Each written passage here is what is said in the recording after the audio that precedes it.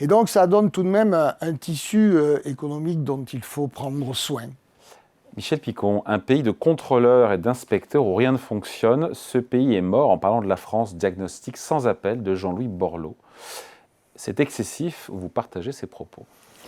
Bah oui, je les partage, même si c'est excessif, mais il faut que ça le soit pour que chacun prenne conscience que derrière, chaque fois qu'il y a une personne qui travaille, il y a derrière tout un arsenal de dispositions, de contraintes d'ailleurs, qui sont mises en place. On appelle ça des normes. Alors les normes, c'est fait pour protéger ou pour emmerder, je sais pas. Le point de départ d'une norme, c'est censé quand même, voilà, Oui, c'est censé protéger. C'est un bon sentiment, c'est dit de protéger, c'est de... Oui, mais lorsque la norme n'a pour seul but de pister, de chasser la faute dans l'entreprise, chez celui qui prend des risques... On dévoie un peu le point de départ. On dévoie le point de départ du principe d'une norme qui est là pour faire respecter un peu d'équité entre les acteurs. Donc oui, moi je partage ça, il y a beaucoup trop de contrôle et pas assez de confiance a priori, c'est ce qu'on demande, de la confiance a priori.